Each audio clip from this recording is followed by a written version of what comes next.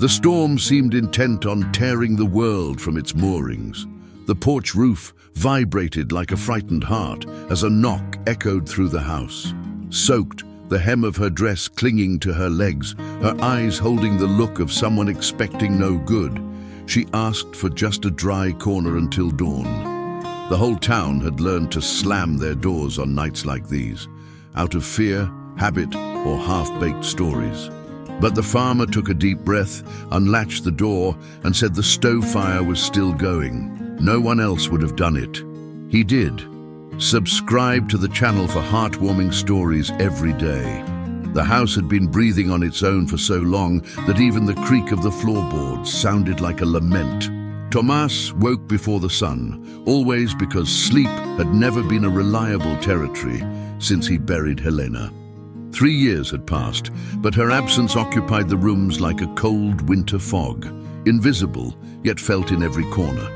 He made his coffee in the same chipped enamel mug, fried an egg in the spitting grease, ate standing up, gazing out at the fields stretching as far as the eye could see. Everything worked. The fence was sturdy, the dairy cows produced, the garden yielded kale and carrots, but it worked like a clock without hands, fulfilling its form, forgetting its purpose. Tomas was a man of large hands and few words. He was 42, with broad shoulders from carrying burdens and clear eyes that rarely met another's gaze. He wore the same 3 flannel shirts, the same worn straw hat, the same boots with soles glued on twice. The town respected him because he paid on time, helped when called, and never meddled where he shouldn't. But they also avoided him because long grief is uncomfortable. It reminds others that life spares no one. On that October morning, the sky was the color of old lead. The wind blew from the south, carrying the scent of wet earth that hadn't yet fallen. Tomas could read the weather better than any calendar. A storm was coming before nightfall. He spent the day fixing a breach in the barn roof, hammering rusty nails with methodical precision. Each blow echoed dryly in the heavy afternoon silence. The oxen lowed restlessly in the pasture. The chickens retreated early. Even the old dog, Shadow, curled up under the porch and refused to eat. When the first thunder rumbled in the distant mountains, Tomas washed his hands at the pump, dried them on his pants, and went inside. He lit the kerosene lamp because the farm's electric light was weak and faltered in heavy rain. He put wood in the stove, more out of habit than hunger. The house smelled of lye soap and loneliness. The rain started slowly, then poured down like a punishment. The wind howled through the cracks, and the tin roof thundered like a war drum. Tomas sat in the rocking chair that had belonged to Helena, the Bible in his lap, unopened for months, and watched the flames dance in the stove. That's when they knocked. 3 strong, urgent knocks. Shadow growled low. Tomas rose slowly, his heart tightening for a reason he couldn't name. He never had visitors, and no one traveled those muddy roads in a storm. He opened the door and saw her. A young woman, maybe 30, drenched from head to toe. Her faded cotton dress clung to her thin body, her dark hair plastered to her face, her eyes deep set and frightened. She shivered so hard her teeth chattered. In her hands, a worn backpack dripped onto the plank floor. "Please," she said, her voice hoarse, exhausted. "I just need a dry corner until morning. I promise I'll be gone with the first light." Tomas looked at her, then at the invisible road in the curtain of rain, then back at those eyes that pleaded without real hope of an answer. Something stirred within him, an old memory, a guilt that never slept. "Come in," he said, stepping away from the door. She hesitated, as if the word were a trap. "Come in," he repeated, firmer. "The fire's still going." She stumbled in, dripping, trembling. Shadow sniffed her muddy boots and retreated under the table. Tomas closed the door, bolted the iron latch, and for the first time in 3 years, felt the house breathe differently. "You can take that off," he said, indicating her soaked jacket. "I'll get you something dry." He went to the guest room, the one no one used, and returned with a thick wool blanket and an old flannel shirt. He handed them to her without meeting her eyes. "Change in there." He pointed to the bathroom door. "Then come eat." While she changed, Tomas heated milk, cut bread, fried 2 eggs. He put it all on a dented tin tray and waited. She emerged wrapped in the blanket, her hair still damp, her feet bare. She sat on the edge of the chair as if she didn't deserve a seat. "Thank you," she whispered. He nodded, poured the steaming milk. "Eat, then you can sleep." She ate slowly, with delicate gestures of someone who knows true hunger and wastes no crumb. She said nothing more. Neither did he. The rain continued to fall outside, washing the world clean, and inside that lamplit kitchen, 2 strangers shared the only sacrament Tomas still knew how to offer: shelter. When she finished, he showed her the guest room. Clean sheets, a firm mattress, a small window overlooking the orchard. "You can stay as long as you need," he said, and realized he meant it. She looked at him then, for the first time properly. In her eyes was surprise, suspicion, and something akin to gratitude. "Why?" she asked softly. Tomas took a deep breath. The memory came back whole. A cold night, a knock on the door, the fear that made him lock it. And in the morning, by the side of the road, the body of the traveler who hadn't survived the cold. "Because I've closed this door once before," he replied, "and I paid for it dearly." She asked no more questions. She went into the room, closed the door softly.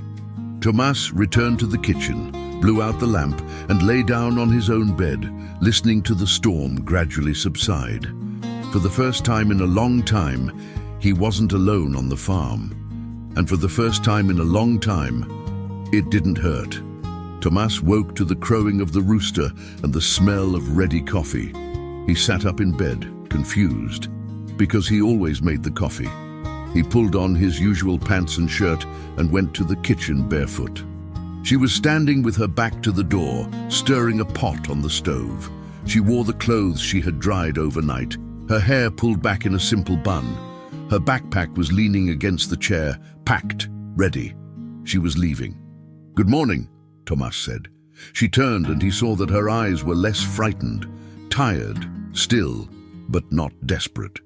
"Good morning. I made coffee. I hope you don't mind." "I don't mind." He sat down and she poured. The coffee was strong, just how he liked it. There was buttered toast, guava jelly, and white cheese. Tomas ate in silence, feeling the weight of a goodbye he didn't want, but knew was inevitable. "The road must be washed out," he said finally. "Rain too hard, knee-deep in mud." "I could use some help around here," he said then without planning. "The garden, the chicken coop, the barn, milking sometimes. You can stay a few days if you want. Work and respect, no questions that bleed." Not yet. The extensive but half-neglected vegetable garden, with weeds growing among the collards, the orchard of jabuticaba and orange trees that was beginning to bloom. "You decide what to do," he said. "I'm going to fence the north pasture. If you need anything, just holler." There was silence here, but it wasn't empty. It was a silence full of hidden life, birds, wind in the leaves, a distant moo, intermittent clucking. She rolled up her sleeves, tied her hair back tighter, and began. First, she cleared the garden, pulling out nutsedge and guanxuma with the patience of someone who knows the earth. Then she harvested lettuce, carrots, and radishes. She washed everything at the spigot, put it in a basket. She went to the chicken coop, gathered 9 warm eggs, and mended the torn wire with some she found in the barn. She worked non-stop until noon, when the sun was already high and hot. She went back to the kitchen, heated up rice and beans, and made a cornbread stuffing with eggs and collards. She set the table. She waited. Tomas arrived, sweaty, covered in mud, with a small cut on his arm he hadn't even noticed. Clara saw it, went for hydrogen peroxide and gauze without asking. She cleaned the wound carefully, bandaged it. He let her quietly. "Thanks," he murmured. "The food's ready." The afternoon passed like this. Quiet work, each in their own role, but orbiting the same house, the same kitchen, the same roof. At the end of the day, As the sun set, brick red, Tomas returned and found the porch swept, the chickens put away, the garden weeded. Clara was sitting on the step, peeling potatoes, her feet dirty with earth. "You work well," he said. "I learned early. From a place where things didn't work out." For the first time, Clara smiled, small, quick, but genuine. "Thank you, Tomas." The town market was held every Saturday in the central square, under the old almond trees that offered good shade even in the heat. Thomas went once a month to buy kerosene, salt, sugar, the essentials the farm didn't produce. Always alone, always quick, always quiet. This time, Clara was going with him. She asked to be dropped off earlier at the edge of town, but Tomas shook his head. "You didn't do anything wrong. You don't need to hide." They got out together, and the stares began. Mrs. Marta, the seamstress, nudged her friend and whispered behind her fan. Mr. Lionel from the barber shop raised an eyebrow and said something to the baker. The girls by the bandstand stopped talking and watched. Clara felt the weight of it. She lowered her head, hunched her shoulders. Tomas noticed. "Let's go," he said, and walked ahead, firm. They entered the store. Mr. Valdemar, a round man with a greying moustache, wiped the counter with more force than necessary. "Tomas, long time no see." "She works on the farm," Tomas cut in, "and her name is Clara." "It's the noise of empty mouths." He was a lean, elderly man with a worn cassock and kind eyes who had known Tomas since he was a boy. He walked up the hill path, leaning on a polished rosewood cane. Tomas greeted him on the porch and offered him coffee. Clara was in the backyard, hanging laundry on the line, and saw the priest arrive. She froze, a wet sheet in her hands, her heart tightening. "Tomas, my son," the priest began after his first sip, "I've come as a friend, not as a judge." "I know, Father. People are uneasy. A woman alone, living here. You understand that raises questions. She works. I sleep in one room, she in another. There are no questions." The priest sighed. "I'm not doubting your honor, Tomas, but appearances matter, especially for her. I've heard stories. They say she ran from a job, that there was an accusation, money missing." Tomas clenched his fist. "Do you believe it? I don't judge without knowing, but the town does. And if the county inspector comes, if someone files a formal complaint, it could get complicated. I'm not sending her away. I'm not asking you to. I'm asking you to be careful." Tomas looked at Clara in the yard. She had gone back to hanging clothes, but her hands were trembling. "She has nowhere else to go, Father." "I know, son. That's why I'm here, to tell you that if there's a need, the church can help. But you need to know what you're getting yourself into." After the priest left, Tomas walked over to the clothesline. Clara didn't look at him. "You heard. It wasn't a question. I did. If you want to go, I understand." She dropped the sheet and turned to him, her eyes shining with anger and hurt. "Do you want me to go?" "No." "Then why are you saying this?" "Because you have the right to choose." Clara bit her lip and took a deep breath. "I worked at a hardware store. The owner was skimming money and blaming the employees. I found out, and I threatened to report him. He reported me first. He made up that I stole, that I falsified invoices. I couldn't prove it was a lie. I ran before they could arrest me for something I didn't do." Her voice trembled, but didn't break. "I'm not a thief, Tomas. I'm a coward, maybe, but I'm not a thief." He stood looking at her, her thin face, her hollow eyes, her hands calloused from hard work. And he believed her. Not because he had proof, because he knew the weight of injustice. Because he had made the wrong choice once and carried a guilt that no amount of prayer could wash away. "You're not a coward," he said. "You're alive. That's courage." Clara let out a muffled sob and turned her face away. Tomas took a step, stopped, and took a deep breath. "You're staying, and I don't care what anyone says. They'll judge you too. They already judged me when I lost Helena and didn't cry in front of them. They judged me when I wouldn't sell the land to the mayor. I'll survive." She met his gaze then and saw something she hadn't expected. Resolve, not pity, not charity. Resolve. Why, Tomas? Why are you doing this? He looked at the horizon, at the pasture where the cattle grazed peacefully, at the clear sky after so many storms. Because once I didn't, and a man died of cold on my doorstep. Clara fell silent. She understood it wasn't about her, it was about him, about the second chance that God or fate or the storm had placed before him. "Thank you," she whispered. Tomas nodded and headed back to the barn. Clara finished hanging the laundry, her hands still trembling, but her heart a little lighter, because sometimes kindness has a price, and sometimes it's worth paying. The days began to fall into a rhythm. Clara would wake with the rooster, get water for the fire, and prepare breakfast while Tomas brought in the warm milk from the milking. They ate together in comfortable silence, sharing tasks without needing to discuss them. He took care of the cattle and the pastures. She managed the garden, the chicken coop, and the house. Slowly, the ranch began to feel alive again. Clara discovered mint seedlings choked by weeds and replanted them near the spring. She fixed the chicken coop door that was always loose, using old hinges she found in a crate in the barn. She washed the living room curtains, yellowed with age, and hung them on the line where the sun made them almost white again. Tomas noticed. He didn't say anything, but he noticed. The house smelled different, of coconut soap, rosemary, fresh bread. The dark corners had been swept clean. The loneliness had retreated a little, like a skittish animal that doesn't flee completely, but doesn't advance either.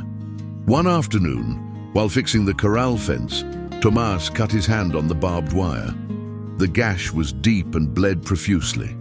He wrapped an old cloth around it and kept working because that's how he always did things. Pain was part of the labor. But Clara saw. She went to him with a basin of warm water, soap, and clean gauze. She didn't ask permission. She held his wrist firmly, washed the wound carefully, and applied iodine that stung, but he didn't complain. She bandaged it slowly, her fingers nimble and sure. "You need to take care of this properly," she said, without looking at his face. "It can get infected fast." "It's nothing." "It is." She tied the last knot of the bandage, but didn't let go of his hand right away.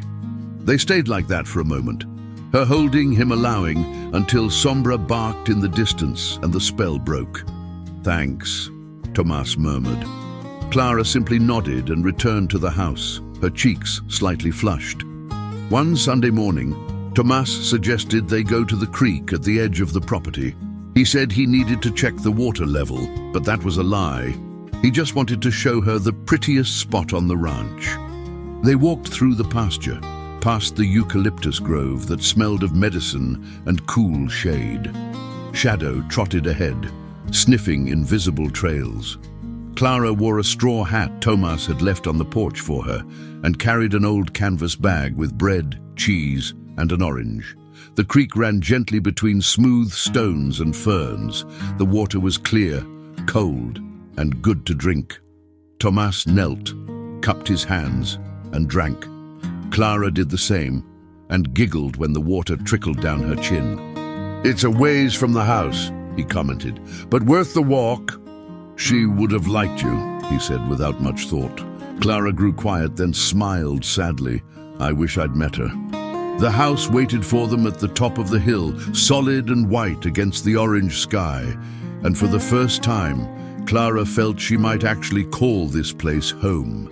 That night, as Clara embroidered a dish towel by lamplight and Tomas read an old almanac, the dog Shadow got up growling. Someone had arrived. Tomas went to the window and saw an unfamiliar pickup truck parked at the gate. Two men got out, a stout one in a hat, a thin one with a black briefcase. Clara's heart sank. "It's the inspector," she whispered, pale. Tomas looked at her, saw the genuine fear, and something hardened inside him. "Stay here," he said low and firm. He stepped out onto the porch, closing the door behind him. The men approached. The stout one took off his hat, the thin one opened his briefcase. Good evening, I'm Reynaldo Costa, County Inspector. This is my clerk. We're investigating reports about a certain Clara Mendez. We received information that she's living here. She's working. When he went inside, Clara was leaning against the wall, her eyes wide. I'm leaving now, she said, already grabbing her backpack. No, you're not. We'll sort it out together. She got up before sunrise, made coffee that cooled in her mug because she couldn't bring herself to drink it. Tomas was on the porch, his gaze lost on the horizon, like someone searching the silent sky for answers. We'll go Monday, he said when she appeared, and we'll tell the truth. Waldemar, someone to confirm you're here working, that you didn't run. Should we take her to the vet? Clara boiled water, prepared a mixture of warm water with salt and a little milk. With infinite patience, she coaxed the dog to drink a little at a time, massaging her throat to help her swallow. Shadow vomited 3 times, each time bringing up a bit of the bad stuff. Clara cleaned her up, started again. Tomas held the dog, murmuring low words. They worked together for 2 hours, without rest, without giving up. When Shadow finally stopped trembling and fell into an exhausted but better breathing sleep, they both sat on the floor, sweaty and relieved. You saved her, Tomas said. We saved her, Clara corrected. He looked at her then, her hair disheveled, her face tired, her hands stained with dog vomit, and felt something warm in his chest. Something he hadn't felt in so long he'd almost forgotten its name. Gratitude, and more than that. Night fell, and Shadow continued to sleep, watched over closely.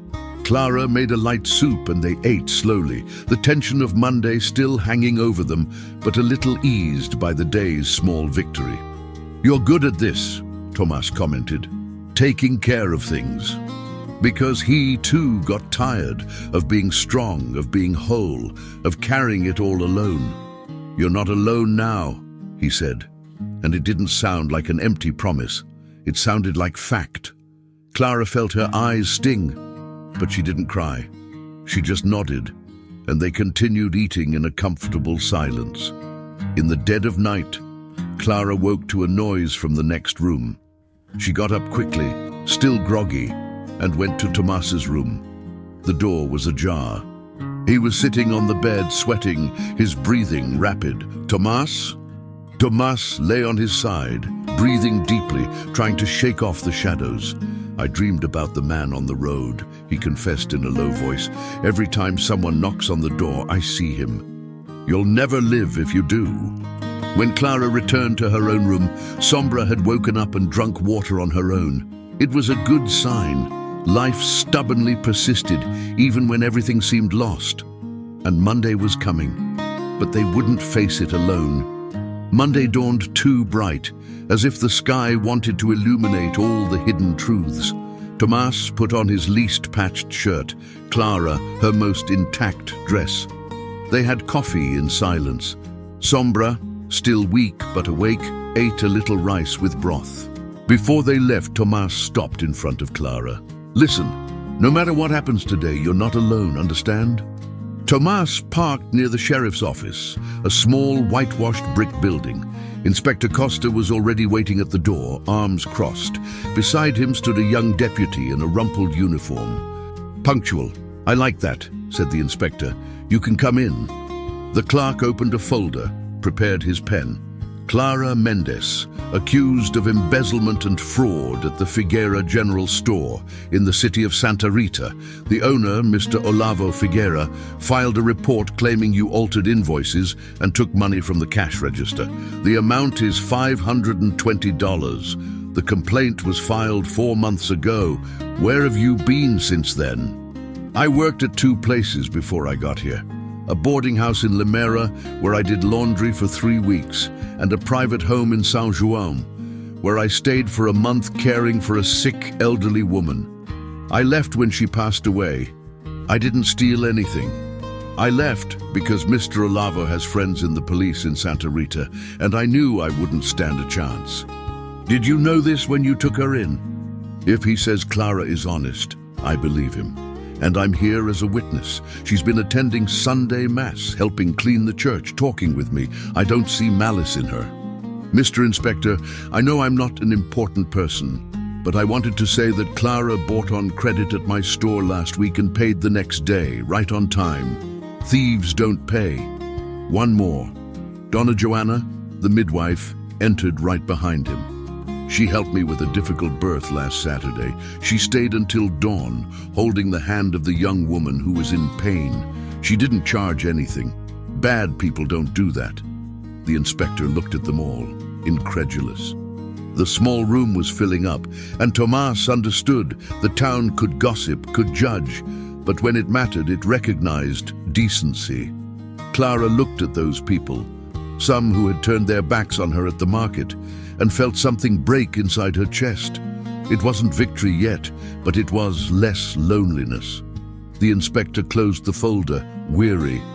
I will investigate the Figuera General Store.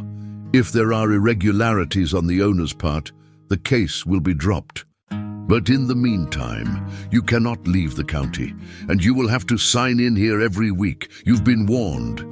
Clara nodded, tears finally falling. Thank you, she whispered. They left together, Tomas, Clara, the priest, Mr. Waldemar, Donna Joanna. In the square, people were still watching, but now their gazes were different. There was still curiosity, but also a little respect. Tomas helped Clara into the pickup. Before starting the engine, he looked at her. Are you okay? A crooked, uncertain way, but a way. And Tomas, driving back to the farm, felt something similar, as if the old guilt was finally beginning to loosen, like a knot too tight that had finally given way. They hadn't won yet, but they hadn't lost either. And that, for now, was enough. 3 weeks passed.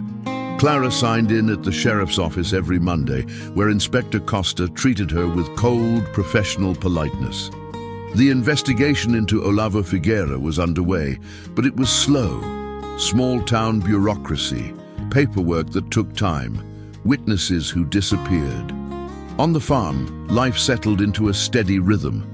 Clara planted beans and squash in the garden. Tom fixed the barn roof for good, using new shingles bought at the hardware store. Shadow had fully recovered and was back to shadowing Tom everywhere. They talked more now. During lunch, at the end of the day, and in the evenings on the porch. Clara told stories of a poor but happy childhood with her grandmother, who did alterations for a living. Tom spoke of Helena, little by little, like pulling a deep thorn. It hurt, but it brought relief. One afternoon, Clara asked, "Do you still love her?" Tom was quiet for a moment, then replied, "I always will, but the love has changed. It's become a memory, and memories don't stop you from living." Clara understood, because she too had buried loves, broken dreams, versions of herself left behind. "Do you think we have the right to start over?" she asked softly. Tom looked at her, at the face that was no longer just the stranger from the storm, but the woman who shared his table, his work, and his silences. "I think we have an obligation," he answered. On Thursday, a letter arrived. The mail carrier, Mr. Henderson, delivered it personally, his face serious. "It's from the county, Tom. Certified mail." Tomas opened it right there on the porch. Clara stood beside him, pale. The letter was from Olavo Figuera's lawyer. It stated that he was demanding compensation for the emotional and material damages caused by Clara. He was asking for $1,200, more than double the amount alleged in the initial incident. And it threatened, if not paid within 30 days, he would initiate criminal proceedings. Clara read it and felt the ground disappear beneath her. "I don't have that. I don't even have half." Tomas folded the letter slowly. "He's trying to break you. Wants you to give up, confess, accept blame. And if I don't pay, can he send me to jail?" "He can try." Clara sat down on the step, her head in her hands. All the relief of the past few weeks vanished. She was back in the dark place, accused, cornered, with no way out. Tomas sat beside her. "How much do you have?" "Nothing. Zero. I spent it all running. I have some savings." It's not much, but... No, Clara cut him off firm. I won't let you pay my debt. It's not fair. None of this is fair, Clara. But it's not your fault. It's not yours either. They sat there, side by side. The weight of the world divided but not lessened. The sun began to set, painting the sky orange and purple. Shadow came to lie at their feet, quiet. There's another way, Tom said after a while. We get married. Clara turned her head so fast she almost twisted her neck. What? A marriage on paper, legal protection. If you're my wife, he can't touch you so easily, and the debt becomes ours, not just yours. I can negotiate, set up payments, buy us time. Tom, that's crazy. It's practical. It's not fair to you. You don't owe me anything. He looked at her, and there was something different in his eyes, something she couldn't name. I'm not doing it out of obligation. I'm doing it because I want to. Clara felt breathless. Why? Tomas took a deep breath, searching for the right words. Because you reminded me that a house is for more than just holding ghosts. Because you take care of things, you work, you stay. Because when I wake up, the coffee is ready, and when I get home, the light is on. Because I don't want you to leave. His voice trembled at the end, vulnerable. Clara felt tears stream down her face, warm and silent. And if I agree and it goes wrong, if they find out it's just on paper, then we deal with it, together. She looked at his calloused hands, at his sun-weathered, work-worn face, at the eyes that didn't lie. Are you sure? I'm sure. Clara closed her eyes, took a deep breath, and made the most difficult and most right decision of her life. Then I accept. Tomas nodded, relief visible on his face. He extended his hand. She took it. They clasped hands firmly, as if sealing an ancient pact. We'll go to the courthouse tomorrow, he said. And then we go back home and keep living. Simple as that. Complicated as that. That night, neither of them slept well. Clara thought about the wedding she never imagined. No declared love, no party, no veil, but with something rarer, loyalty. Tomas thought of Helena, silently asking forgiveness for moving on. And he wondered if perhaps she wasn't smiling down from wherever she was, relieved to know he wouldn't die alone. Because starting over isn't forgetting. It's allowing life to continue, even when it hurts, and sometimes life continues in a way no one planned, but which in the end makes more sense than any plan. Friday morning, Tom and Clara walked into the county clerk's office in Santa Cruz, the larger town 40 miles from their village. He wore his Sunday pants and a pressed white shirt. She wore the blue dress Donna Joanna had given her as a gift. Simple, but pretty. No flowers, no witnesses, no fuss. The clerk was a heavy woman with thick glasses who chewed mint candy and looked at everything with professional disinterest. Documents, she asked. Tomas handed his over. Clara did too, her hands trembling slightly. The woman read them, stamped them, read them again. Marital property regime? Community property, answered Tomas, having checked with the priest. Witnesses? We didn't bring any.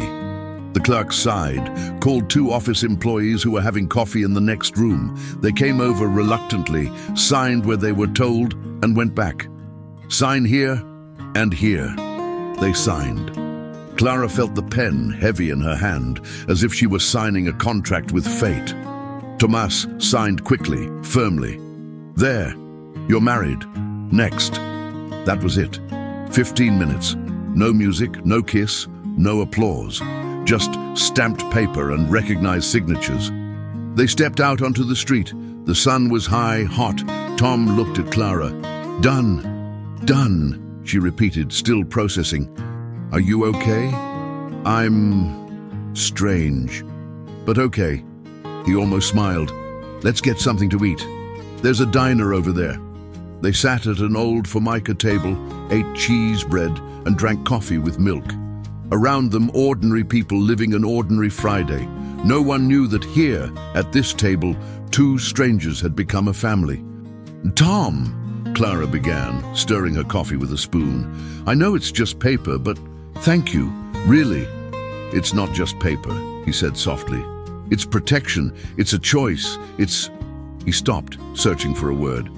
"It's a new beginning," Clara finished. "Yeah." They drove back to the farm in the late afternoon.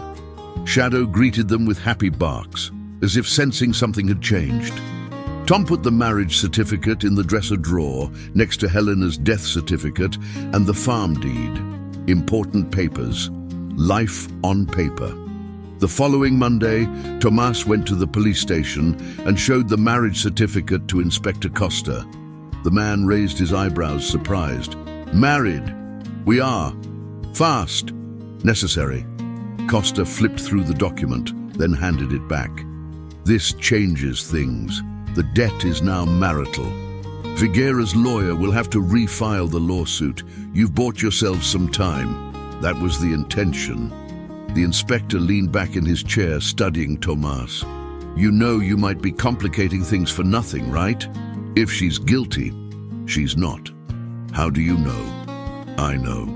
Costa sighed. "I hope you're right. Because if you're not, you'll pay for it too." "I know." Tomas left with a heavy certainty in his chest. It wasn't fear of paying, it was fear of being wrong. But when he thought of Clara, her honest eyes, her caring hands, her healing presence, the fear melted away. Trust doesn't come from proof. It comes from knowing someone in the small gestures, and Tomas knew. That evening, after dinner, Clara was washing dishes when Tomas appeared at the kitchen door. "Clara." "Yes? I know we got married on paper, but you can sleep in the bigger bedroom if you want. The guest room is small, chilly." She stopped scrubbing the plate and turned. "Tomas, I don't want to bother you." "It's not a bother. The bed's big, and I sleep better when someone's around. Ever since you stayed that night after the nightmare, I don't dream about the man on the road anymore." Clara was speechless. The request was so human, so devoid of malice, it made her heart ache. "Are you sure?" "I am." "Then, okay." That night, Clara took her few belongings to the master bedroom. The bed was indeed large, a queen size, with a patchwork quilt and feather pillows. Tomas slept on one side, she on the other, with a respectful space between them.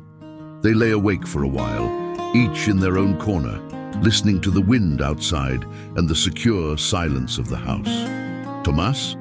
Clara whispered in the dark. "Thank you for everything. You too, for staying. I didn't have anywhere else to go.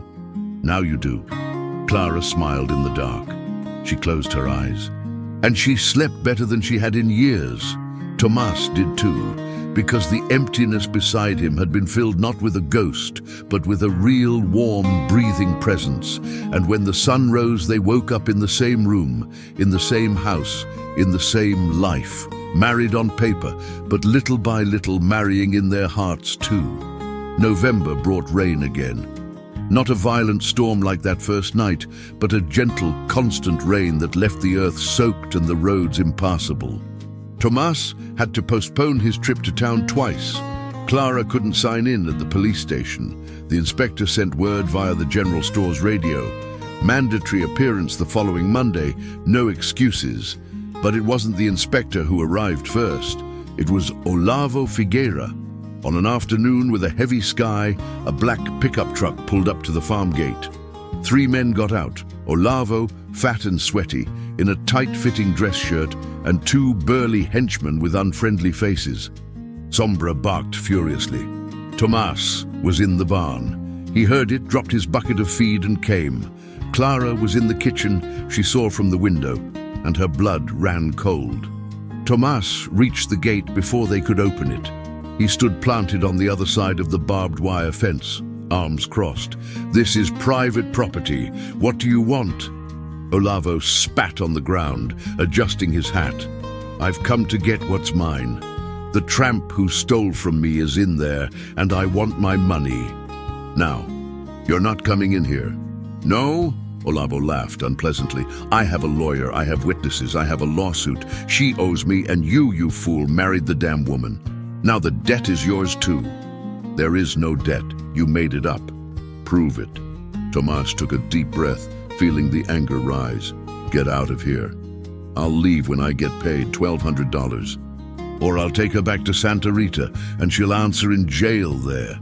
Clara appeared behind Tomas, pale but firm.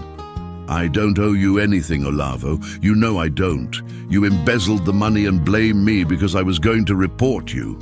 Olavo pointed his finger at her, his face red. Shut up, you! Tomas took a step forward, his voice low and dangerous. Finish that sentence, and I'll forget I'm a Christian. The henchman stirred, tense. Olavo took a half step back but maintained his pose. You have a week, 7 days, or I'll be back with the police and the sheriff. And then, my friend, barbed wire won't hold anyone back. He spat again, got back into the pickup. The henchman followed him. The engine roared. The truck turned around and disappeared down the muddy road. Tomas stood frozen, his fist clenched, his heart pounding. Clara touched his arm. Tomas, he's not taking you, he said, turning to her. I won't let him. But he has a point. He has paperwork, a lawyer. We have no way to prove he's lying. Then we'll find proof. How? Tomas thought fast, his brain working like a well-oiled gear. The priest said the church has contacts with other parishes. If anyone in Santa Rita knows anything about Olavo, about any shady dealings, we can get a witness. And if we don't, we will. Clara wanted to believe, but fear was stronger. She had seen so much injustice, so many good people lose to bad ones. The trust was a scarce commodity. And if in 7 days it's not enough? If he comes back with the police? Tomas took her shoulders, firm but gentle. Then we'll face it, together. But he's not taking you. That, I promise. She looked into his eyes and saw something she had never seen before. Absolute certainty. Not a guarantee of victory, but total commitment. Why are you doing this? She asked, her voice breaking. Why are you risking everything for me?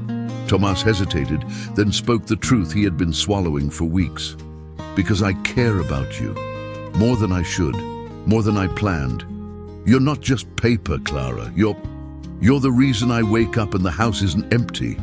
Clara felt tears stream down her face. She hugged him tightly, desperately. Tomas held her, his chin on the top of her head, his eyes closed. We'll figure it out, he whispered. I promise. But promises are fragile when the world is hard. And the 7 days began to run like sand in a cracked hourglass.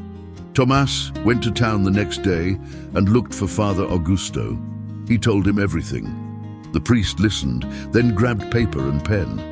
I have a colleague in Santa Rita, Father Simon. I'll write him a letter asking him to investigate discreetly. If Olavo has a history of fraud, someone will know. I need the answer in 6 days, Father. I'll do my best, my son, but these things take time. We don't have time. The priest squeezed Tomas's shoulder, then pray, and have faith. Tomas wasn't sure if he still had faith, but he prayed anyway, because sometimes that's all you have left. The next 6 days were the longest of Tomas and Clara's lives. They worked in tense silence, ate without hunger, slept while awake. Every engine sound on the road made their hearts leap. Sombra, their dog, paced restlessly, sniffing the air as if sensing a storm approaching. On the 5th day, the answer arrived. Father Augusto appeared at the farm at dusk, holding a yellow envelope. Tomas and Clara were on the porch. They stood up at the same time. It's here, the priest said, out of breath from the walk. Father Simon replied. They opened the letter right there. Tomas read it aloud. Brother Augusto, I investigated as requested. Olavo Figuera has a record. 3 former employees filed labor lawsuits in the last 5 years. 2 dropped their cases due to lack of resources. 1 won, but the settlement was never paid. There are rumors in town that he embezzles merchandise and blames employees. I managed to get the contact of a witness willing to testify, Mrs. Alzira Santos, who worked at the warehouse for 10 years. She has documents. Here are the details. Clara covered her mouth with her hands, her eyes wide. He lied. He always lied. And now we prove it, Tomas said, his voice vibrating with relief. The next day, they hit the road for Santa Rita. A 3-hour drive, their old pickup groaning over every pothole. They found Mrs. Alzira in a simple brick house where she lived with 2 young grandchildren. She was an older black woman with white hair, her hands gnarled with arthritis, her gaze tired but dignified. "Come in," she said. "Father Simon told me." They sat in the small living room. The children played in the yard. Mrs. Alzira served coffee and began to speak. "I worked for Olavo for 10 years. I saw him steal from suppliers, alter invoices, pay less than agreed. When I complained, he fired me without cause. I sued, I won, but he never paid. He said I falsified documents. People like him always find a way to turn the tables." She opened an old shoebox and pulled out yellowed papers, receipts, notes, copies of invoices with erasures. "I kept everything. I knew I'd need it someday." "Will you testify?" Tomas asked. "She will testify," Clara corrected. Mrs. Alzira looked at Clara, then at Tomas, and nodded. "I will. I'm too old to be afraid of a scoundrel." They returned with the documents, with her promise, with renewed hope. They went to Inspector Costa's office and handed everything over. He read it, compared it, stamped it. "This changes everything," he said. "I'm opening an investigation against Figuera. The charges against you, Clara, are suspended pending the investigation. It could take months, but you're free." Clara collapsed into a chair, sobbing with relief. Tomas squeezed her shoulder, his eyes watery too. "Thank you," he said to the inspector. Costa shrugged. "I'm just doing my job. But you two, you fought hard. You deserve for it to work out." The orange trees in the orchard exploded with white blossoms that perfumed the entire air. Clara planted sunflowers by the fence, and they grew tall, turning towards the sun like a yellow prayer. One afternoon, under a cloudless blue sky, Tomas returned from the pasture and found Clara sitting under the largest orange tree, sewing a patchwork quilt. "What's this?" he asked, sitting beside her. "A quilt, for the bed. I thought, since we share, we could have one made by me." He picked up a corner of the fabric, felt the texture, saw the care in the stitches. "It's beautiful. It's not finished yet, but it will be. Like us," he said, and he wasn't joking. Clara raised her face, met his eyes. There was something different there, something that had grown slowly, taken root in good soil. "Tomas, we're married on paper, but can it be?" He understood before she finished. "Can it be real?" "It is." He took a deep breath, held her hand. "I don't know if I'm doing this right. It's been a long time since I've loved anyone like this, but I want to try. With you." Clara smiled, her eyes shining. "Me too." He leaned in slowly, giving her time to pull away. She didn't. The kiss was simple, chaste, true. Tasted of coffee and orange blossoms, a promise and a new beginning. When they broke apart, Sombra barked in the distance. The chickens clucked, and the wind stirred the white blossoms, which fell like gentle snow. "Now it's real," Clara whispered. "It always was," Tomas replied. "We just took our time seeing it." 6 months later, the farm had changed. The garden was vast, producing collard greens, tomatoes, and bell peppers. The chicken coop had 20 new hens. The house had floral curtains on the windows and a pot of basil on the windowsill. Tomas and Clara worked side by side, ate together, laughed at silly things, slept embraced. He taught her how to fence cattle. She taught him how to make bread. Sombra got plump and had puppies, 4 of them, all noisy and loved. Mrs. Joanna visited on Sundays, bringing cake. Father Augusto came to bless the house. Mr. Waldemar gave discounts at the store and didn't gossip anymore. The town had learned that a new beginning isn't a scandal, it's courage. On June morning, Clara woke up feeling nauseous. Tomas brought her tea, worried. She drank it, took a deep breath, and said, I think we're going to need a crib."